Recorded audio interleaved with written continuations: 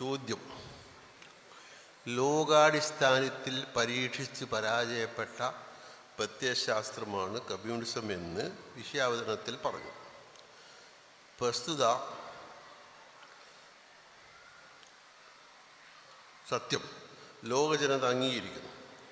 23 വർഷം കൊണ്ട് പ്രവാചകൻ മുഹമ്മദ് സല്ലല്ലാഹു അലൈഹി വസല്ലം ചിന്താപരവും സൈനികപരവുമായി വിപ്ലവങ്ങൾ നയിച്ചുകൊണ്ട് ലോകത്ത് സ്ഥാപിച്ച ഇസ്ലാമിക പ്രത്യയശാസ്ത്രവും ഭരണവ്യവസ്ഥയും ഇന്ന് ഏതെങ്കിലും രാജ്യത്ത് പൂർണ്ണാർത്ഥത്തിൽ നിലവിലുണ്ടോ? നബി സല്ലല്ലാഹു അലൈഹി വസല്ലം തിരുമേനി 23 വർഷം കൊണ്ട് സ്ഥാപിച്ചത് സമ്പൂർണമായ ഒരു ഇസ്ലാമിക വ്യവസ്ഥയുടെ രൂപരേഖയാണ്. അദ്ദേഹത്തെ തുടർന്ന് 29 വർഷക്കാലം മദീന ആസ്ഥാനമായി ഈ സമൂഹത്തെ നയിച്ച 4 ഖലീഫന്മാർ, ഖുലഫാ റാഷിദുകൾ എന്ന പേരിൽ അവർ അറിയപ്പെടുന്നു. അബൂബക്കർ, ഉമർ, ഉസ്മാൻ, അലി റളിയല്ലാഹു അൻഹു. അവരുടെ കാലഘട്ടത്തിന് ശേഷം ആ വ്യവസ്ഥ പൂർണ്ണമായ അർത്ഥത്തിൽ നിലനിന്നില്ല. പൂർണ്ണമായ അർത്ഥത്തിൽ ഞാൻ പറയുന്ന കാര്യമാണ്. പിന്നീട് ഒരു കുടുംബവാഴ്ചയിലേക്ക് അത് നീങ്ങി. തീർച്ചയായും അതിനെ എതിർത്ത ആളുകൾ അന്ന് തന്നെ ഉണ്ടായിരുന്നു. ശക്തമായി എതിർത്തവരുണ്ടായിരുന്നു. വളരെ യോഗ്യരായ പ്രവാചക ശിഷ്യന്മാർ തന്നെ അത്തരമൊരു വ്യവസ്ഥ സ്വീകാര്യമല്ല എന്ന് പറഞ്ഞിരുന്നു. പക്ഷേ എന്തൊക്കെ പറഞ്ഞാലും അരാജകത്വം അനുവദിക്കാൻ കഴിയില്ല. ഒരു ഭരണം നിലനിന്നുണ്ടാവും. ഒരു രാജ്യത്ത് ആഭ്യന്തര കലാപവും കലഹവും നമ്മളില്ല എന്നവർ തീരുമാനിച്ചതുകൊണ്ട് ആ രീതിയിലുള്ള പ്രവർത്തനങ്ങളിൽ അവർ ഏർപ്പെട്ടില്ല. പക്ഷെ നീണ്ട കാലം ഇസ്ലാമിക ശരീഅത്ത് തന്നെയാണ് ആ രാജ്യങ്ങളിലൊക്കെ നടപ്പിലായത്. രാജ്യങ്ങളിലെന്ന് പറയുന്നതിൽ ശരിയില്ല. ആ രാജ്യങ്ങളൊക്കെ ഒരു കേന്ദ്ര ഭരണത്തിലേക്ക് വന്നിരുന്നു. അപ്പോഴൊക്കെയും ഇസ്ലാമിക പണ്ഡിതന്മാരാണ് നിയമനിർവഹണം അതുപോലെ തന്നെ നീതി നിർവഹണമൊക്കെ നിർവഹിച്ചിരുന്നത്. അതേ അവസരത്തിൽ ഭരണം പാരമ്പര്യത്തിലേക്ക് പോയി. ഇടയ്ക്ക് ഉമർ ബിൻ അബ്ദുൽ അസീസ് എന്ന് പറയുന്ന മഹാനായ ഖലീഫ വന്നപ്പോൾ തെറ്റുകൾ തിരുത്തി വീണ്ടും അദ്ദേഹം മാതൃകയായി. അങ്ങനെയുള്ള സംഭവങ്ങൾ പിൽക്കാലത്തും ഉണ്ടായി. ഇപ്പോൾ 1400 വർഷങ്ങളായി. തീർച്ചയായും ഇസ്ലാം എല്ലാ കാലവും അതേപടി നിലനിൽക്കുമെന്ന് നബി സല്ലല്ലാഹു അലൈഹി വസല്ലം ഒരിക്കലും പറഞ്ഞില്ല. പറഞ്ഞത് ബദൽ ഇസ്ലാമു ഒരീബൻ സഊദു ഒരീബൻ ഫതൂബാലിൽ ഉറബ. ഇസ്ലാം ഒരൊറ്റയാളിൽ നിന്നാണ് ആരംഭിക്കുന്നത്. ഇസ്ലാം എന്ന് പറഞ്ഞാൽ മുഹമ്മദ് നബി സല്ലല്ലാഹു അലൈഹി വസല്ലം കൊണ്ടുവന്ന രീതിയിലുള്ള ആ വ്യവസ്ഥ ഒരാളിൽ നിന്നാണ് ആരംഭിച്ചത്. അദ്ദേഹം തന്നെ വസയഊദു ഒരീബൻ, ഒരു കാലത്ത് വീണ്ടും അത് ഒറ്റയാൾ ആയി മാറും. ഫതൂബാലിൽ ഉറബ, അന്ന് ആ ഒറ്റപ്പെട്ട രീതിയിലും ഇസ്ലാമിനെ മുറുകെ പിടിക്കുന്നവർക്ക് ഭാഗ്യം എന്ന്. അപ്പോൾ ഇതൊക്കെ ലോക നടപ്പാണ്. ഒരു കാലത്തും നല്ല കാര്യങ്ങളൊന്നും ഇല്ലാതെ പോവില്ല, അല്ലെങ്കിൽ അതിൻ്റെ ആധിപത്യം തന്നെ നിലനിൽക്കുമെന്ന് അല്ലാഹു തആല തീരുമാനിച്ചിട്ടില്ല. ലോകത്ത് അങ്ങനെ സംഭവിച്ചിട്ടുമില്ല. നമ്മുടെ ജീവിതത്തിൽ തന്നെ ധാരാളം ഉദാഹരണങ്ങൾ അതിനുണ്ട്. അപ്പോൾ ഞാൻ ഒരു ചെറിയ ഉദാഹരണം പറയാം. നമ്മുടെയൊക്കെ നാട്ടിൽ എൻ്റെയൊക്കെ ചെറുപ്പകാലം മുതൽക്ക് മദ്യം വളരെ പരിമിതമായിട്ട് കുറച്ച് ആളുകൾ മാത്രം കഴിച്ചിരുന്ന കാലം. പിന്നെ വന്ന് ഇപ്പോൾ മദ്യം കഴിക്കാത്തവരെ ആരാണെന്ന് നോക്കേണ്ട സ്ഥിതി വന്നു. അപ്പോഴൊക്കെയും എന്നാൽ പിന്നെ നല്ലത് മദ്യം കഴിക്കലിനാണെന്ന് ആരോ തീരുമാനിച്ചു? ഇല്ല. മനുഷ്യൻ്റെ ദൗർബല്യങ്ങൾ എല്ലാ കാലത്തും ഉണ്ട്. ആ ദൗർബല്യങ്ങൾ കൊണ്ട് അവൻ വ്യവസ്ഥ ലംഘിക്കും. അവന് ദോഷകരമായത് തന്നെ അവൻ ചെയ്യും. ഇതൊക്കെ അനുഭവത്തിലൂടെ ബോധ്യപ്പെട്ട കാര്യങ്ങളാണ്. അപ്പോൾ ഇസ്ലാം എല്ലാ കാലത്തും അതിൻ്റെ നന്മ നിലനിർത്തിക്കൊണ്ടേയിരിക്കും. വിശുദ്ധ ഖുർആനാണ് അതിന് ഗ്യാരണ്ടി. അതേ അവസരത്തിൽ മനുഷ്യൻ്റെ ദൗർബല്യങ്ങൾക്ക് അങ്ങനെ മാറ്റാൻ കഴിയില്ല. അത് തീർച്ചയായിട്ടും അത് ഉണ്ടായിക്കൊണ്ടിരിക്കും. വീണ്ടും നന്മയിലേക്ക് വരും. അങ്ങനെയൊക്കെയാണ് ലോക ചരിത്രം. കമ്മ്യൂണിസത്തെ സംബന്ധിച്ചിടത്തോളം പറയുമ്പോൾ അത് 70 കൊല്ലമാണ് അല്ലെങ്കിൽ 75 വർഷമാണ് സോവിയറ്റ് യൂണിയനിൽ ഉണ്ടായിരുന്നത്. ഇപ്പോൾ ചൈനയിലുണ്ട്. അങ്ങനെയൊക്കെ പറയുമ്പോൾ ഉദ്ദേശിക്കുന്നത് കമ്മ്യൂണിസം എന്ന് പറയുന്ന ഒരു വ്യവസ്ഥ നിലവിൽ വന്നപ്പോൾ തന്നെ അതിൻ്റെ അടിസ്ഥാന തത്വങ്ങൾ ലംഘിച്ചുകൊണ്ടാണ് വന്നത്, നിരാകരിച്ചുകൊണ്ടാണ് വന്നത്. ഒന്നാമതായി പറയാനുള്ളത് സ്വകാര്യ ഉണാവകാശം കമ്മ്യൂണിസ്റ്റ് പ്രത്യയശാസ്ത്രം നിരക്കുന്നതേയല്ല. സ്വകാര്യ ഉണാവകാശത്തിൽ നിന്ന് പൂർണ്ണമായും മുക്തമാക്കി സ്റ്റേറ്റ് ഉടമയിലും പിന്നെ സ്റ്റേറ്റ് പോലും കൊഴിഞ്ഞു പോകുന്ന അവസ്ഥയെക്കുറിച്ചൊക്കെയാണ് മാർക്സും എംഗൽസും ഒക്കെ പറഞ്ഞത്. പക്ഷേ ലെനിനും സ്റ്റാലിനും കൂടി കമ്മ്യൂണിസ്റ്റ് വിപ്ലവം ലോകത്ത് ആദ്യമായി 1917 ഒക്ടോബറിൽ നടപ്പാക്കിയപ്പോൾ നിൽക്ക് സ്വകാര്യ അവകാശം പരിമിതമായ രൂപത്തിൽ അനുവദിക്കേണ്ടി വന്നു. പിന്നീടാവട്ടെ അത് പൂർണ്ണ രൂപത്തിലേക്ക് ഇപ്പോൾ എത്തുകയും ചെയ്തു. അതായത് അതിൻ്റെ അടിസ്ഥാന തത്വങ്ങളെ തന്നെ നിരാകരിച്ചുകൊണ്ടാണ് കമ്മ്യൂണിസത്തിൽ നിലനിൽക്കുന്ന കാലത്ത് പോലും അല്ലെങ്കിൽ നിലനിൽച്ച രാജ്യങ്ങളിൽ പോലും പിന്നീട് തുടരാൻ കഴിഞ്ഞതെന്നുള്ള ഈ വസ്തുത നമ്മൾ മനസ്സിലാക്കണം. നേരെ മറിച്ച് ഇസ്ലാം അതിൻ്റെ തത്വങ്ങൾ ഇസ്ലാമിൻ്റെ തത്വങ്ങൾ ബലികടിച്ചുകൊണ്ട് ആർക്കും ഒരു ഇസ്ലാമിക വ്യവസ്ഥ ഉണ്ടാക്കാൻ കഴിയില്ല. അത് എപ്പോഴൊക്കെ നിലവിൽ വന്നുവോ അപ്പോഴൊക്കെ അതിൻ്റെ എല്ലാ അടിസ്ഥാന തത്വങ്ങളും പാലിച്ചുകൊണ്ട് തന്നെയാണ് വരിക.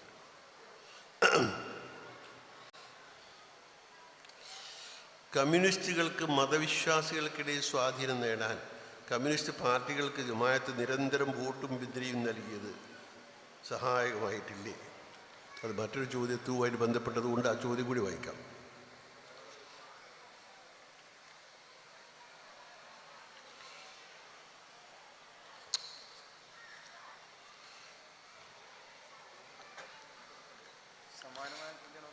അതെ, യഥാർത്ഥ ഇസ്ലാം ഏതാണ്?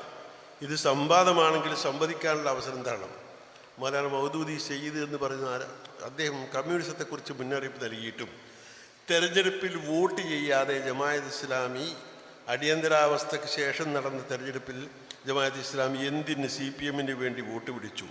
CPM-ൻ്റെ പ്രസക്തി നശിക്കുകയായിരുന്നെങ്കിൽ ഇപ്പോൾ ഇത് പിടിച്ച് വിലയിരുത്തരുത്. ഫാസിസ്റ്റ് ഭീഷണിയല്ലേ ചെറുക്കേണ്ടത്? ജമാഅത്ത് ഇസ്ലാമി എന്തുകൊണ്ട് ലോകത്ത് സ്വീകാര്യമാണ്? ഇതേ അർത്ഥത്തിൽ കുറേ ചോദ്യങ്ങളുണ്ട് പറഞ്ഞു വരുന്നത്. ഞാൻ ആദ്യമേ എൻ്റെ സംസാരത്തിൽ സൂചിപ്പിച്ചിരുന്നു, ഇന്ത്യൻ സാഹചര്യത്തിൽ ഫാസിസ്റ്റ് ശക്തികൾ മനുഷ്യനെ എല്ലാ തലത്തിൽപ്പെട്ട മനുഷ്യരെയും ഹിന്ദുക്കളടക്കമുള്ളവരെ തീർത്തും അടിച്ചമർത്തിക്കൊണ്ട് കോർപ്പറേറ്റ് മേധാവിത്വം നടപ്പാക്കാൻ തീവ്രശ്രമം നടത്തുന്ന ഈ കാലഘട്ടത്തിൽ അതിനെതിരെ നിൽക്കുന്ന അതിനെതിർക്കുന്ന ആരായിരുന്നാലും അതിന് പിന്തുണ നൽകേണ്ടി വരും. അത് നിലനിൽപ്പിൻ്റെ പ്രശ്നമാണ്.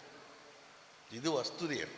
അതുകൊണ്ട് തന്നെ ഫാസിസത്തിനെതിരായിട്ട് കമ്മ്യൂണിസ്റ്റ് പാർട്ടികൾ ഉൾപ്പെടെയുള്ള പാർട്ടികൾക്ക് വോട്ട് ചെയ്യേണ്ടി വന്നിട്ടുണ്ട്. ഇനിയും അത്തരം ഘട്ടം വരുമ്പോൾ ചെയ്യേണ്ടി വരും. അത് ജമാഅത്ത് ഇസ്ലാമിയിൽ പോലും നിലനിൽപ്പിൻ്റെ പ്രശ്നമാണ്. ഉന്മാദ ദേശീയത അതിൻ്റെ അങ്ങേ മൂർധന്യത്തിലെത്തി മനുഷ്യൻ ഭക്ഷണം കഴിക്കുന്നത് പോലും ഞങ്ങളോട് ചോദിച്ചിട്ട് വേണം, ഞങ്ങൾ പറഞ്ഞ പോലെ വേണമെന്ന് തീരുമാനിക്കുന്ന ഒരവസ്ഥയിലേക്ക് എത്തുമ്പോൾ മനുഷ്യർ ജീവിക്കണമല്ലോ. അപ്പോൾ അതിനെതിരെ ആര് തന്നെ നിന്നാലും ശരി, അതിന് നമ്മളെല്ലാവരും പിന്തുണ നൽകേണ്ടി വരും. അതാണ് സംഭവിച്ചത്. അടിയന്തരാവസ്ഥക്കാലത്ത് പോലും ജമാഅത്ത് ഇസ്ലാമി വോട്ട് ചെയ്തതിന് ശേഷം അടിയന്തരാവസ്ഥ നീക്കം ചെയ്യാൻ വേണ്ടി അത് ഇവരല്ല, ഇന്ദിരാഗാന്ധി അടിയന്തരാവസ്ഥ പ്രഖ്യാപിച്ചത്. 1975 ജൂണിൽ ഇന്ദിരാഗാന്ധിയായിരുന്നു രാജ്യത്ത് അടിയന്തരാവസ്ഥ പ്രഖ്യാപിച്ചത്. ആ സമയത്ത് ജമാഅത്തെ ഇസ്ലാമി ഉൾപ്പെടെയുള്ള RSS ഉൾപ്പെടെയുള്ള സംഘടനകൾ നിരോധിച്ചു. 1977 തെരഞ്ഞെടുപ്പ് നടന്നപ്പോൾ ഇന്ദിരാഗാന്ധി അവരുടെ പ്രതിനിധി അയച്ചു ജമാഅത്തെ ഇസ്ലാമിയുടെ നേതാവിനെ കാണാൻ, അമീറിനെ കാണാൻ. നിങ്ങൾ തെരഞ്ഞെടുപ്പിൽ എനിക്ക് പിന്തുണ നൽകുകയാണെങ്കിൽ നിരോധനം നീക്കാം. അദ്ദേഹം മറുപടി ചൊല്ലി അയച്ചു, അത് തീരുമാനിക്കണമെങ്കിൽ പോലും ഞങ്ങളെ ആളുകളെ ജയിലിൽ നിന്ന് വിടണം, നിരോധനം റദ്ദാക്കണം. എന്നാലല്ലേ ഞങ്ങൾക്ക് കൂടി അയച്ചു തീരുമാനത്തിലെത്താൻ കിട്ടും. ഞാൻ പറഞ്ഞാൽ ജമാഅത്ത് തീരുമാനമാവില്ലല്ലോ. ആ മറുപടി പോയി എന്നല്ലാതെ ഒന്നും സംഭവിച്ചില്ല. തെരഞ്ഞെടുപ്പിൽ അവർ തോറ്റു. പിന്നീട് അടിയന്തരാവസ്ഥ നീക്കം ചെയ്തു. ആ തെരഞ്ഞെടുപ്പിൽ ജമാഅത്തെ ഇസ്ലാമി അവർക്കെതിരെയാണ്. അവർ ഫാസിസ്റ്റ് ആയതുകൊണ്ടൊന്നുമല്ല, പക്ഷേ അടിയന്തരാവസ്ഥ ഏകാധിപത്യപരമായ നടപടിയായി. ആ നടപടികൾക്കെതിരായിട്ട് രാജ്യത്തിലെ മൊത്തം ജനങ്ങളോടൊപ്പം ജമാഅത്തെ ഇസ്ലാമി വോട്ട് ചെയ്തു. ഇതൊക്കെ വരുന്ന സന്ദർഭങ്ങൾ ഉണ്ടാവും. അതൊന്നും ഇപ്പറഞ്ഞതിന് താത്വികമായി കമ്മ്യൂണിസത്തെക്കുറിച്ച് പറഞ്ഞതിന് അത് തടസ്സമല്ല.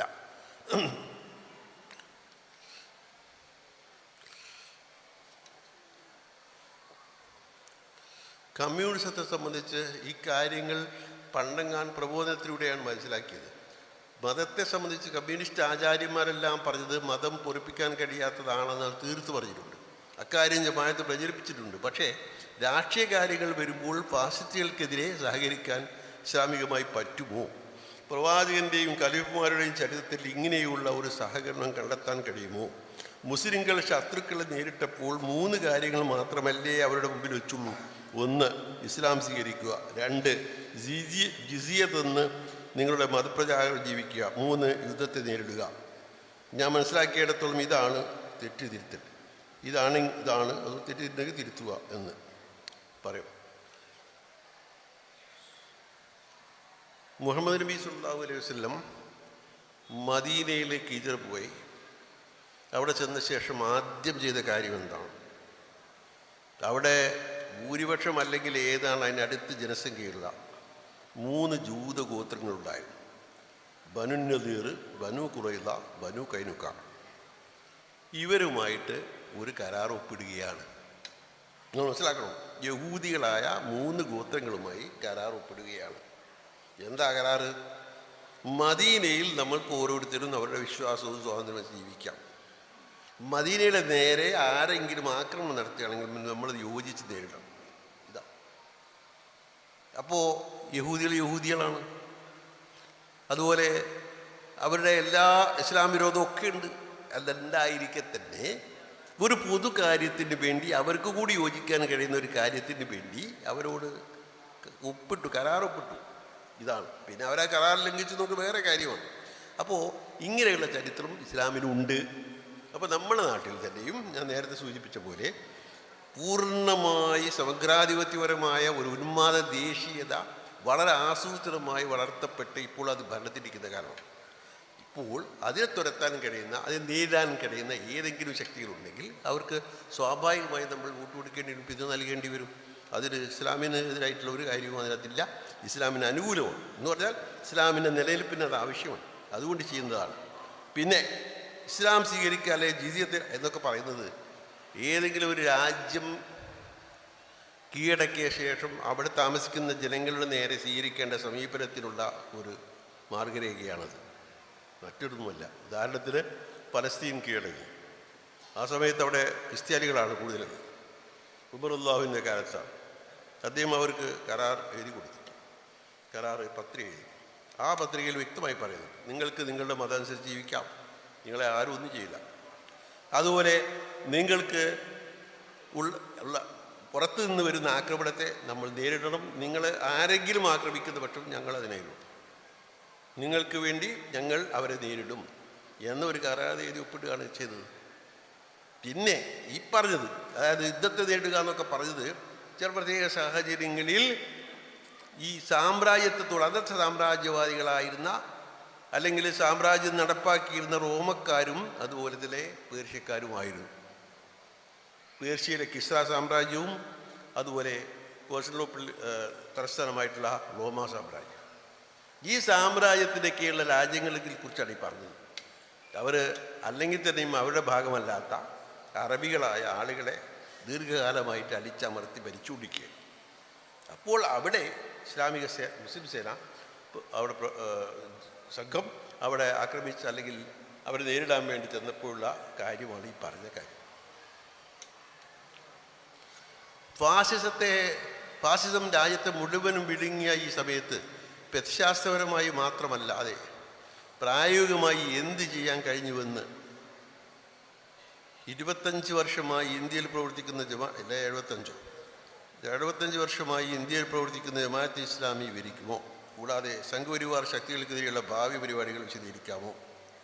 ജമാഅത്തെ ഇസ്ലാമി നിലവിൽ വന്നു മുതൽ ഇന്ന് വരെ ചെയ്തുകൊണ്ടിരിക്കുന്ന ഒരു കാര്യം നിങ്ങളൊരു പക്ഷേ മനസ്സിലാക്കിയിട്ടുണ്ടാവും, എന്നാലും പറയാം.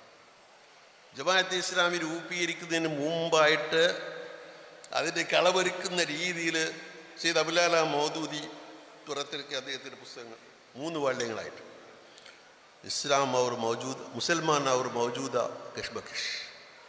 1-ാം ഭാഗത്തിൽ അദ്ദേഹം അതിശക്തമായിട്ട് അന്ന് ശക്തിപ്പെട്ടു വന്ന സാമുദായിക ധ്രുവീകരണത്തെ, ഒരു ഭാഗത്ത് ഹിന്ദു ദേശീയത, മറുഭാഗത്ത് മുസ്ലിം ദേശീയത, ആ ദേശീയ അതിശക്തമായി എതിർത്തതാണ്.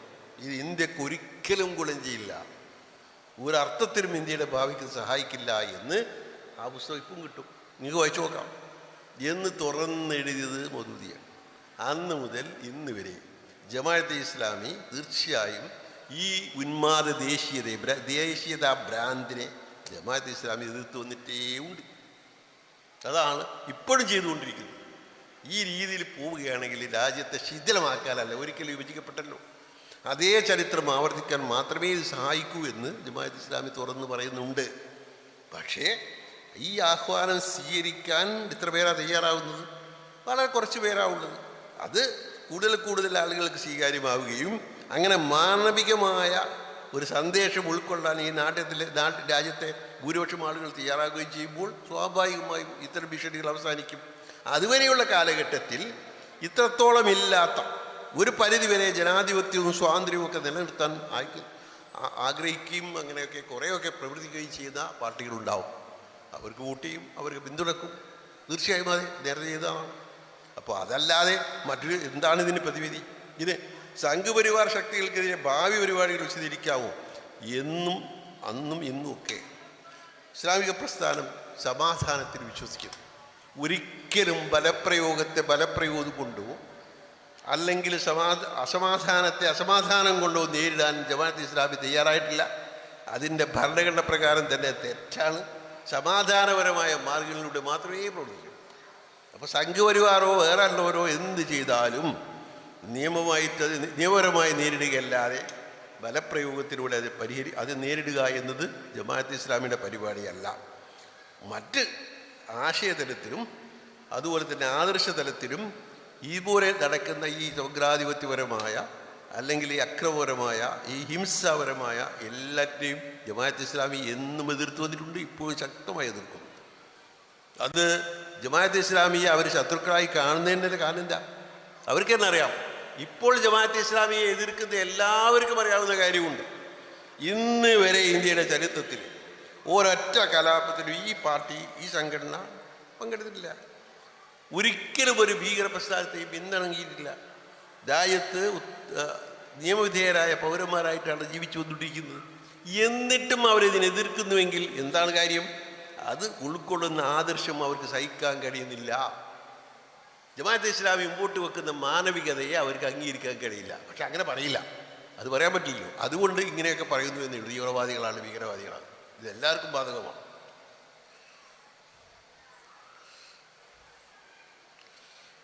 മാധ്യമം എന്തുകൊണ്ട് അതിവേഗ റെയിൽവേയെ എതിർക്കുന്നു?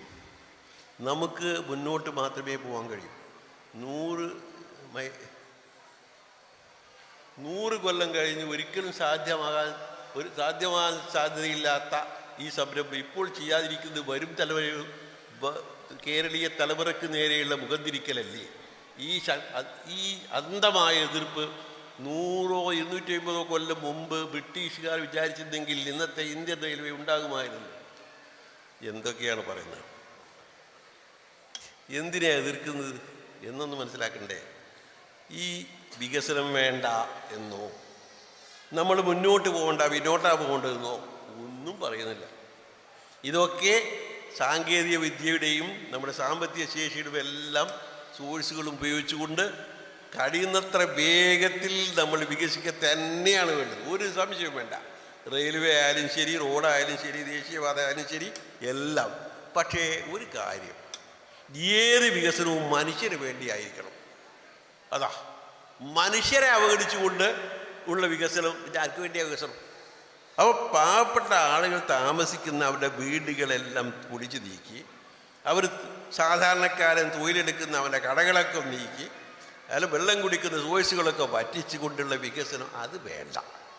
അവിടെ കൊണ്ട് കൺട്രോൾ ചെയ്യണം. വേണ്ടെന്ന് പറഞ്ഞതിൻ്റെ അർത്ഥം ഉദാഹരണത്തിന് ഒരു റോഡോ അല്ലെങ്കിൽ റെയിൽവേ ഒക്കെ ഉണ്ടാക്കുമ്പോൾ ഒരു പ്രത്യേക ലൈനിലൂടെ പോകുമ്പോൾ ഒരുപാട് വീടുകൾ, ആയിരക്കണക്കിന് വീടുകൾ അല്ലെങ്കിൽ കടകൾ അല്ലെങ്കിൽ ആരാധനാലയങ്ങളൊക്കെ തകർക്കേണ്ടി വരുമ്പോൾ അത് ഒഴിവാക്കി ഒരു ലൈൻ സ്വീകരിക്കണം. അലൈൻമെൻറ്റ് കാര്യത്തിൽ അവിടെ ശ്രദ്ധിക്കണം. ഒന്ന്. രണ്ടാമതായിട്ട് ഈ ഒഴിപ്പിക്കപ്പെടുന്ന ആളുകൾക്ക് അല്ലെങ്കിൽ വഴിയാധാരമാകുന്ന ആളുകൾക്ക് മതിയായ നഷ്ടപരിഹാരം കൊടുക്കണം. വീട് ഒഴിപ്പിക്കപ്പെട്ട ആളുകൾക്ക് വേറെ വീടുണ്ടാക്കാൻ സ്ഥലവും അവർക്ക് പൈസയും കൊടുക്കണം. ഇതെങ്ങനെയാ വികസനത്തിനെതിരാവുക? പിന്നെ ആരെയെങ്ങൾ വികസിപ്പിക്കുന്നത്? എല്ലാ മനുഷ്യർക്കും അവകാശപ്പെട്ടതാണ് ഈ രാജ്യം, ഈ ഭൂമി. അതിൽ കുറേ ആളുകൾക്ക് വേഗം പോകണമെന്ന് വിചാരിച്ചിട്ട് വേറെയുള്ളവനൊക്കെ അവിടെ കളിച്ചാവണമെന്നാ. അപ്പോൾ എല്ലാവർക്കും ഈ വികസനത്തിൽ പങ്കാളിത്തം വേണം. അവരെ എല്ലാവരുടെയും പ്രശ്നങ്ങൾ പരിഹരിക്കണം. ആർത്ഥത്തിലുള്ള എതിർപ്പ് എന്നും നടന്നിരുന്നു. ഇപ്പോൾ അതെ. അല്ലാതെ കേരളമാവട്ടെ ഇപ്പോൾ കടക്കെണിയുടെ അങ്ങേ അറ്റത്താണ് ഇരിക്കുന്നത്. ലക്ഷം കോടികളാണ് ഈ കേരളം കടപ്പെട്ടിരിക്കുന്നത്. അതിനിടയ്ക്ക് പിന്നെ ഈ സാധനം കൂടി കേരളയിൽ നിന്നും പറഞ്ഞിട്ടത് വികസനത്തിന് അത്യന്താപേക്ഷിതമാണെന്ന് പറഞ്ഞ് കൊണ്ടുവരുന്ന സാധനം കൂടി വന്നാൽ കുത്തുവാള എടുക്കല്ല, അതിന് അങ്ങേ പറഞ്ഞു. ഇതൊക്കെ കണക്കുകൾ നോക്കിയിട്ടുള്ള കാര്യങ്ങളാണ്, ഞാൻ പറയുന്നില്ല. അപ്പോൾ അതെല്ലാം വെച്ചുകൊണ്ട് പറഞ്ഞാൽ സാവധാനം കുറച്ച് ആലോചിച്ചത് ഈ പ്രശ്നങ്ങൾക്കൊക്കെ പരിഹാരം ഉണ്ടാക്കുന്നതോടൊപ്പം നമുക്ക് അതിവേഗ റെയിലും അതിവേഗ റോഡും ഒക്കെ ഉണ്ടാക്കാം. അതുവരെ കുറച്ച് അടങ്ങി സാവധാനത്തിൽ പോകാൻ മതി എന്ന് പറയുന്നു. ഡൽഹി ദശം കണക്കിന് മുസ്ലിം രാഷ്ട്രങ്ങളുണ്ടായിട്ടും എന്തേ ഒരു ഇസ്ലാമിക രാഷ്ട്രം ലോകത്തില്ലാതെ പോയത്? സമ്പൂർണ്ണ ഇസ്ലാമിക സാമ്പത്തിക ശാസ്ത്രം എവിടെയാണ് നിലവിലുള്ളത്? കമ്മ്യൂണിസത്തെ പോലെ ഇസ്ലാമിൻ്റെ ചരിത്രവും പരാജയം തന്നെയല്ലേ? നേരത്തെ പറഞ്ഞതാണ്. ദശം കണക്കിന് മുസ്ലിം രാഷ്ട്രങ്ങളുണ്ടായി എന്നുള്ളത് വളരെ ശരിയാണ്. പണ്ട് മുസ്ലിങ്ങൾ കൂടുതലുണ്ടായി, അല്ലെങ്കിൽ കൂടുതൽ താമസമാക്കിയ പ്രദേശങ്ങളൊക്കെ മുസ്ലിം രാജ്യങ്ങൾ എന്ന പേരിൽ അറിയപ്പെടുന്നു. ഒരു 50 ചില്ലാനും രാജ്യങ്ങളും. പക്ഷെ അതൊക്കെ ഇസ്ലാമിക രാജ്യങ്ങളല്ലല്ലോ. ഇസ്ലാമിനെ പറ്റി പഠിച്ചവരാണോ അവിടെയൊക്കെ? ഇസ്ലാം എന്താണെന്ന് അറിയുന്നവരാണോ? എല്ലാം ഒന്നും അറിയില്ല. വളരെ കുറച്ച് ആളുകൾ ഓരോ രാജ്യത്ത് അധിനിവേശം നടത്തിയോ മറ്റു രീതിയോ അവർ കിട്ടുന്നല്ലേ, പൈതൃകമായി അവർ കിട്ടുന്നു. അവർ കണ്ട ഒരു ഇസ്ലാമുണ്ട്, ആചാരപരമായ ഒരു ഇസ്ലാം, അതനുസരിച്ച് ജീവിക്കുന്നു. കുറേ ആളുകൾ അതും ഇല്ലാതെ ജീവിക്കുന്നു. ഇങ്ങനെയുള്ള ഒരു രാജ്യത്ത് ഒരു ഇസ്ലാമിക വ്യവസ്ഥ ഉണ്ടാവില്ലല്ലോ. അപ്പോൾ സ്വാഭാവികമായും അവരൊക്കെ ഇസ്ലാമിനെക്കുറിച്ച് അവരെ എഡ്യൂക്കേറ്റ് ചെയ്യണം. ഇസ്ലാം എന്താണെന്ന് അവരെ പഠിപ്പിച്ചു കൊടുക്കണം. ഇസ്ലാമിൻ്റെ ഗുണങ്ങൾ അവർക്ക് മനസ്സിലാക്കി കൊടുക്കണം. അതില്ലാത്തയിടത്ത് അത് പഠിപ്പിച്ചു കൊടുക്കണം. അതുള്ളയിടത്ത് സംഘടിതമായി പ്രവർത്തിച്ചുകൊണ്ട് ഒരു വ്യവസ്ഥിത മാറ്റത്തിന് വേണ്ടി പ്രവർത്തിക്കണം. അതാണ് ഇസ്ലാമിക പ്രസ്ഥാനങ്ങൾ ചെയ്തുകൊണ്ടിരിക്കുന്നത്. നിങ്ങളാലോചിച്ച് നോക്ക്, ഈ 1920കളിൽ തുർക്കി എന്ന് പറയുന്ന രാജ്യത്ത് കമാൽ അത്താതുർക്ക് ഇസ്ലാമിൻ്റെ പേരൊഴിച്ച് എല്ലാം വെട്ടിമാറ്റിയതാണ്. ബാങ്ക് വിളി പോലും അറബിയിൽ നടത്തി അനുവദിച്ചിട്ടില്ല. അത്രത്തോളം ഇസ്ലാമിനെ എതിരായി പ്രവർത്തിച്ച ആളാണ്. ഇപ്പോൾ അവിടെ മാറ്റങ്ങൾ വന്നു. എന്തുകൊണ്ട്? നജമുദ്ദീൻ അർബക്കാൻ എന്ന് പറയുന്ന മനുഷ്യൻ്റെ വളരെ ആത്മാർത്ഥമായ പ്രവർത്തനങ്ങൾ കൊണ്ടാണ് അവിടെ മാറ്റങ്ങൾ സംഭവിച്ചത്. ഇപ്പോൾ അത് ഉറുദുഖാൻ്റെ കയ്യിലാണ്. അദ്ദേഹവും ഇസ്ലാമിന് നേരെ അനുഭാവപൂർവ്വമായ സമീപനം സ്വീകരിക്കുന്നു. അല്ലാതെ ആ രാജ്യ ഇസ്ലാമികമായി ഒന്നും പറയാൻ പറ്റില്ല. എങ്കിലും പഴയ അപേക്ഷിച്ച് ഇസ്ലാമിൻ്റെ ഒരു തിരിച്ചു വരവ് അവിടെ ആളുകൾ സ്വപ്നം കാണുന്നു. മനുഷ്യൻ പ്രവർത്തിച്ചാൽ അങ്ങനെയുള്ള ഫലങ്ങളുണ്ടാവും ജനാധിപത്യത്തിലൂടെ. മറ്റൊരു മാർഗം വിപ്ലവം നടത്തിയോ കലാപം നടത്തിയോ ഇസ്ലാമിനെ സ്ഥാപിക്കുക എന്നുള്ളത് അതിൻ്റെ സ്വഭാവമല്ല, അത് ചരിത്രവുമില്ല. മതനിരാസത്തിൻ്റെയും അരാജകത്വത്തിൻ്റെയും പ്രചാരകരും പ്രയോക്താക്കളുമായ കമ്മ്യൂണിസ്റ്റ് പ്രസ്ഥാനങ്ങൾക്ക് കേരളത്തിൽ മുസ്ലിം സമൂഹത്തിൽ വേരോട്ടം ലഭിക്കുന്നതിന് ജമാഅത്തെ ഇസ്ലാമിയുടെ മുൻ ചെയ്തികൾ തീരുമാനങ്ങൾ സ്വാധീനിക്കപ്പെട്ടതിനെ എങ്ങനെ വിലയിരുത്തുന്നു? മുഖ്യധാര മുസ്ലിം സംഘടനകൾ അത്തരം തീരുമാനങ്ങൾ തെറ്റായിപ്പോയിരുന്നെന്ന് വൈകിയെങ്കിലും സമ്മതിക്കുമോ? കമ്മ്യൂണിസ്റ്റ് പാർട്ടിക്കൊന്നും വോട്ട് നൽകിയില്ല. ജമാഅത്ത് ഇസ്ലാമി വോട്ടിലേ പങ്കെടുത്തില്ല. ആ സമയത്ത് 1967 EMS നമ്പൂതിരിപ്പാടിൻ്റെ നേതൃത്വത്തിൽ സപ്തകക്ഷി മുന്നണി കേരളത്തിൽ അധികാരത്തിൽ വന്നു. അതിലെ മുഖ്യ ഘടകം സെയ്ദ് അബ്ദുറഹ്മാൻ ബാഫി തങ്ങളും CH മുഹമ്മദ് സാഹിബും നയിച്ച മുസ്ലിം ലീഗ് കൂടിയായി. ഇത് ജമാഅത്ത് ഇസ്ലാമി അല്ല ആദ്യം കൂടിയത്. അവർ ഭരിച്ചുകൊണ്ടിരുന്നപ്പോൾ പിന്നെ കുഴപ്പമുണ്ടായിട്ട് അവരെല്ലാം പിരിഞ്ഞു, അതൊക്കെ വേറെ കാര്യമാണ്. അതായത് പലപ്പോഴും മുസ്ലിം ലീഗ് അടക്കമുള്ള സംഘടനകൾ കമ്മ്യൂണിസ്റ്റ് പാർട്ടികളുമായി കേരളത്തിൽ സഖ്യമുണ്ടാക്കിയിട്ടുണ്ട്. ഇപ്പോഴും ചിലപ്പോഴൊക്കെ ഭാഗികമായ സഖ്യങ്ങൾ ഉണ്ടാവാറുണ്ട്. അല്ലാതെ ജമാഅത്തെ ഇസ്ലാമി വോട്ട് ചെയ്തതിൻ്റെ തത്വം എന്താണെന്ന് വെച്ചാൽ ഞാൻ നേരത്തെ പറഞ്ഞു കഴിഞ്ഞു. കൂടുതൽ വലിയൊരു വിപത്തിനെ ഒഴിവാക്കാൻ വേണ്ടിയിട്ട് അത് ലഘുവായ, അത് ഇസ്ലാമിനെ തന്നെ തത്വമാണ്. അഹഫുൽ ലറൈൻ, 2 ദ്രോഹങ്ങളിൽ ഏറ്റവും ലഘുവായ ദ്രോഹം ഏതാണോ അത് അംഗീകരിക്കാം. അഹ്വനിൽ വലിയത്തേനും പറയുന്നതിനെ പറ്റി 2 നാശങ്ങളിൽ താരതമ്യേന നിസ്സാരമായ നാശത്തിൻ്റെ കൂടെ നിൽക്കേണ്ടി വരും.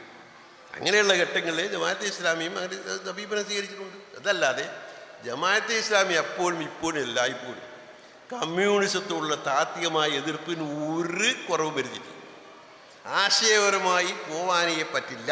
കമ്മ്യൂണിസം മാത്രമല്ല, അനിസ്ലാമികമായ ഒരു പ്രത്യയശാസ്ത്രത്തിലേക്ക് പോകാൻ പറ്റില്ല എന്ന് മുസ്ലിങ്ങളോടും ലോകത്തോടും പറഞ്ഞുകൊണ്ടേയിരുന്നിട്ടുണ്ട്. ഇപ്പോഴതെ സെയ്ദ് അബ്ദുൽ മൗദൂദിയോട് ശക്തമായി വിയോജിച്ച സെയ്ദ് അബുൽ ഹസൻ അജി നദ്വി, അദ്ദേഹം ജമാഅത്ത് നബിനെ പിന്നെ പോയ ആളാണ്.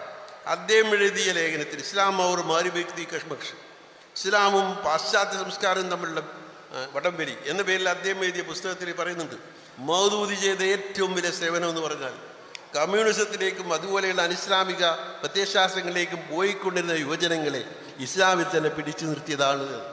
അതാണ് ജമാഅത്ത് ഇസ്ലാമിൻ്റെ സംഭാവന. ഇപ്പോഴും അതെ. ഹിറ്റ്ലറേക്കാൾ കൂടുതൽ ആളുകളെ കമ്മ്യൂണിസ്റ്റ് പ്രത്യയശാസ്ത്രം കൊല ചെയ്തു എന്നതിൽ വല്ല സത്യവുമുണ്ടോ?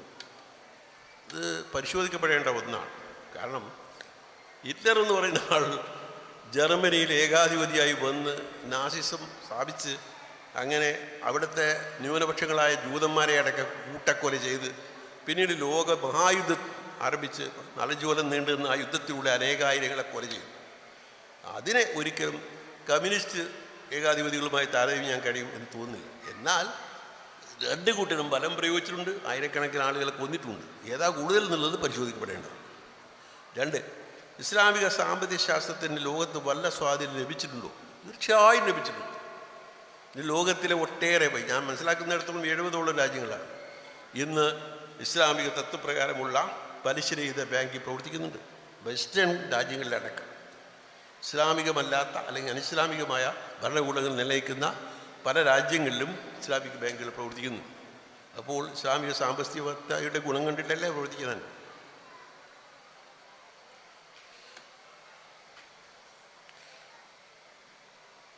മദ്യം തൊഴിലാളികളുടെ ശത്രുവാണ് എന്ന് കമ്മ്യൂണിസം പറയുന്നുണ്ടോ? എനിക്കറിഞ്ഞൂടാ. എന്തായാലും മദ്യത്തെ താത്വികമായിട്ട് കമ്മ്യൂണിസ്റ്റ് പ്രത്യയശാസ്ത്രം അല്ലെങ്കിൽ കമ്മ്യൂണിസ്റ്റ് പാർട്ടിയോട് അങ്ങനെ ഞാൻ കരുതുന്നില്ല. അതിനെ മദ്യവർജനമാണ് ഞങ്ങളുടെ നയം അവർ പറയുന്നത്. അപ്പോൾ മദ്യത്തെ തൊഴിലാളികൾക്ക് ഇനിയിപ്പോൾ പറഞ്ഞാലും ഇല്ലെങ്കിലും തൊഴിലാളികളെല്ലാം കള്ളി കുടിച്ച് അല്ലെങ്കിൽ മദ്യപിച്ച് നശിക്കുന്ന കാഴ്ച എല്ലാവരും കണ്ടുകൂടെ. അപ്പോൾ അതിനെ കമ്മ്യൂണിസം അനുവദിക്കാൻ തോന്നുന്നില്ല. പക്ഷെ അവർ സ്റ്റേറ്റ് റവന്യൂ ഇന്ന് മദ്യത്തിൽ നിന്നുള്ള വരുമാനം കൂടാതെ കേരളം ഭരിക്കാൻ കഴിയില്ല എന്ന ഒരു നിഗമനത്തിലാണ് അവരൊക്കെ ഈ ബാറുകളിലുള്ള ഹോട്ടലുകളൊക്കെ നിരന്തരം അനുവദിച്ചുകൊണ്ടിരിക്കുന്നത്. നിങ്ങളുടെ പരലോക വിശ്വാസത്തിനും സ്വർഗ വിശ്വാസത്തിൻ്റെയും യുക്തി എന്താണ്? ഇത്ര യുക്തിയുള്ള വേറെ ഒന്നുമില്ല. എന്താ കാര്യം? ഈ ലോകത്ത് എല്ലാ ധിക്കാരികളും തോന്നിയവാസികളും കണ്ടമാനം അവർക്ക് ഇഷ്ടമുള്ളതൊക്കെ ചെയ്തുകൊണ്ടിരിക്കുന്നു. അനേകായിരം എന്നല്ല പറയേണ്ടത്, അനേക ലക്ഷം ആളുകൾ അതിനൊക്കെ ഇരകളായിക്കൊണ്ടിരിക്കുന്നു. നമ്മുടെ കേരളത്തിലും അതെ. ഇത്തരം ഒരു ഘട്ടത്തിൽ ഇങ്ങനെയുള്ള ആളുകളൊക്കെ മരിച്ചു പോയാൽ അങ്ങനെ മരിച്ചു പോകും, യാതൊന്നും സംഭവിക്കില്ല. അക്രമികൾ അങ്ങനെ തന്നെ അക്രമികളായിട്ട് മരിച്ചു. എന്നാൽ ഇത് അനുഭവിക്കേണ്ടി വന്ന ആളുകൾ അങ്ങനെ തന്നെ മരിച്ചു എന്ന് പറഞ്ഞാൽ അത്ര യുക്തിഹീനമായ വല്ല കാര്യമുണ്ടോ? നമ്മളോടൊക്കെ ചെയ്യുന്ന അനീതികൾക്ക്, ഈ രാജ്യത്തിലെ ഭരണാധികാരികൾ കാണിക്കുന്ന അഴിമതിക്കും അതുപോലെയുള്ള കാര്യങ്ങൾക്ക് ഞാൻ വിശദീകരിക്കാൻ ആവശ്യമില്ല. ഇത്രയോ അനീതികൾ, അക്രമങ്ങൾ, അങ്ങനെയുള്ള വിവേചനങ്ങൾ ലോകത്ത് അനുഭവിക്കുമ്പോൾ പാവപ്പെട്ട ഈ മനുഷ്യന് നീതി കിട്ടണ്ടേ? അത് ഈ ലോകത്ത് കിട്ടുന്നുണ്ടോ? എന്തെങ്കിലും കിട്ടിയിട്ടുണ്ടോ? അപ്പോൾ ആ അർത്ഥത്തിൽ പരലോക വിശ്വാസം ഉണ്ടായേ തീരൂ. ആ പരലോകത്താണ് ഈ നന്മ ചെയ്ത ആളുകൾക്ക് സ്വർഗം ലഭിക്കും, തീനുമ ചെയ്തവർക്ക് നരകം കിട്ടും എന്ന് പറയുന്നത് ശരിയുമാണ്. നേരെ മറിച്ച് ആർക്കെങ്കിലും ഈ സന്ദേശം എത്തിയില്ല, സ്വർഗത്തിൻ്റെയോ പരലോകത്തിൻ്റെയോ നരകത്തിൻ്റെയോ ഒന്നും സന്ദേശം എത്താതെ മരിച്ചുപോയി. ഒരു പ്രവാചകന്റെ ദൗത്യം എത്തുന്നവരെയും ഒരാളെയും നമ്മൾ ശിക്ഷിക്കില്ല എന്ന് ഖുർആൻ തീർത്ത് പറഞ്ഞിട്ടുള്ള. മനസ്സിലാക്കണം. ഇതൊന്നും അറിയാതെ മരിച്ചുപോയ ആളുകളെ അള്ളാഹു വെറുതെ പിടിച്ച് ശിക്ഷിയൊന്നുമില്ല. വേറൊരു കൂട്ടരും ആളുകൾ അത് നല്ലതൊക്കെ ചെയ്യുന്നു, അവർക്ക് പരലോകത്ത് വിശ്വാസമില്ല. എന്നാലോ അതിനെപ്പറ്റി റസൂലുള്ളാഹി സ്വല്ലല്ലാഹു അലൈഹി വസല്ലം പറഞ്ഞത് അവർ ചെയ്യുന്ന നല്ല കാര്യങ്ങൾക്ക് ദുനിയാവിൽ തന്നെ പ്രതിഫലം ലഭിക്കും, അത് പരലോകത്തേക്ക് കിട്ടില്ല. കാരണം അവർക്ക് അതിൽ വിശ്വാസമില്ല. അതുകൊണ്ട് ഈ ദുനിയാവിൽ തന്നെ അവിശ്വാസികളായ ആളുകൾക്ക് അവർ ചെയ്യുന്നതിൻ്റെ സൽക്കർമ്മങ്ങളുടെ ഫലങ്ങൾ ലഭിക്കുകയും ചെയ്യും. അതാണ് അള്ളാഹു റഹ്മാനാണെന്ന് പറഞ്ഞത്. റഹ്മാൻ എന്ന് പറഞ്ഞാൽ പരമകാരുണ്യകൻ, എല്ലാ ജന്തുക്കളോടും എല്ലാ മനുഷ്യരോടും കാരുണ്യമുള്ളവൻ, ആരും ഒഴിവാക്കില്ല.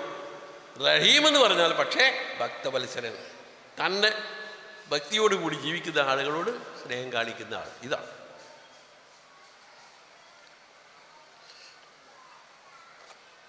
സുന്നി വിഭാഗത്തിലെ സമസ്തയും മറ്റും അന്ധവിശ്വാസങ്ങളും മറ്റും കണ്ടാണ് പല യുവാക്കളും കമ്മ്യൂണിസത്തിലേക്ക് യുക്തിവാദവും എല്ലാം ആകൃഷ്ടരാകുന്നത് ശരിയല്ലേ? ശരിയല്ല. എന്താ കാര്യം എന്ന് വെച്ചാൽ, ശരിയാണ്, നമ്മുടെ സമുദായത്തിൽ അന്ധവിശ്വാസങ്ങളുണ്ട്, അനാചാരങ്ങളൊക്കെ ഉണ്ട്. പക്ഷേ നിങ്ങൾ മനസ്സിലാക്കേണ്ട കാര്യം, എല്ലാറ്റിനും ഒരു സമയമുണ്ടാവും. വിദ്യാഭ്യാസവും അറിവും വിവരവും ഒക്കെ വർദ്ധിക്കുന്നതനുസരിച്ച് ആളുകൾ അതിൽ പെരുമാറുന്നുണ്ട്. ഞാൻ ഉദാഹരണത്തിന് പറയുന്നത്, ഫറൂഖ് 8ാം പ്രമേയം എന്ന് പറഞ്ഞിട്ടൊരു സാധനമുണ്ട്. സമസ്ത കേരള ജമിയത്തുൽ ഉലമയുടെ അതിൻ്റെ ഹിസ്റ്ററിയിലുള്ള അന്ന് ആ ഫറൂഖിൽ ചേർന്ന ആ സമ്മേളനത്തിൽ വെച്ച് സമസ്ത കേരളയുടെ സംസ്ഥാന സമ്മേളനമാണ്. അന്ന് പാസ്സാക്കിയ ഒരു പ്രമേയത്തുണ്ട്. അതിൽ പിഞ്ഞാണമെടുത്ത് ഉറുക്ക് കെട്ട് മുതൽക്കുള്ള എല്ലാ സംഗതികളെയും ന്യായീകരിച്ചു. അതുപോലെ തന്നെ പെൺകുട്ടികൾ പഠിക്കാൻ പാടില്ല എന്ന് വ്യക്തമായി ചോദിച്ചു. ഇതെല്ലാം ഉണ്ടായിരുന്ന ആ സമസ്ത ഇന്ന് എവിടെ എത്തി? ഇന്ന് അവരെ പെൺകുട്ടികൾ പഠിക്കുന്ന അത്ര നമ്മളാരും പെൺകുട്ടികൾ പഠിക്കുന്നില്ല. അത്രത്തോളം അവർ സ്കൂളുകളിൽ അയക്കുന്നു, എഞ്ചിനീയറിംഗ് കോളേജിലും മെഡിക്കൽ കോളേജിലും അയക്കുന്നു, സ്വന്തം തന്നെ കയ്യിൽ നിന്ന് എടുത്താൽ സ്ഥാപിക്കുന്നു. അപ്പോൾ സ്വാഭാവികമായി വരുന്ന മാറ്റമാണ് അതൊക്കെ. അത്തരം മാറ്റങ്ങൾ നമ്മൾ കണ്ടില്ല കേട്ടില്ല എന്ന് വെക്കരുത്. ചില ആളുകൾ ഇപ്പോഴും അത് ന്യായീകരിക്കുന്നവരൊക്കെ ഉണ്ടാവും. പക്ഷെ സ്വാഭാവികമായി അന്ധവിശ്വാസങ്ങൾ നാട് നീങ്ങും എന്നതുകൊണ്ട് ആ വിഷയത്തിൽ അവരുമായി ഒരു യുദ്ധത്തിന് ഏർപ്പെടുകയല്ല, കാര്യങ്ങൾ മനസ്സിലാക്കി കൊടുത്തുകൊണ്ട് മെല്ലെ മെല്ലെ പോവുക. ആദ്യം ഖുർആൻ പരിഭാഷപ്പെടുത്തുന്നതിന് അവരെതിരായിരുന്നു, പിന്നീട് അവർ തന്നെ ഖുർആൻ പരിഭാഷ ഇറക്കിയല്ലോ. അപ്പോൾ പല കാര്യങ്ങളിലും പിന്നീട് മാറ്റം വരുന്നുണ്ട് എന്ന് നമ്മൾ മനസ്സിലാക്കണം. അതുകൊണ്ട് ഈ അർത്ഥത്തിൽ നമ്മൾ മറ്റ് സുന്നി വിഭാഗത്തിലൊക്കെ ആളുകളെ എതിർക്കുന്നത് ശരിയല്ല. ആ സംഗതികളെ നമുക്ക് എതിർക്കാം. അത്രയേ ഉള്ളൂ.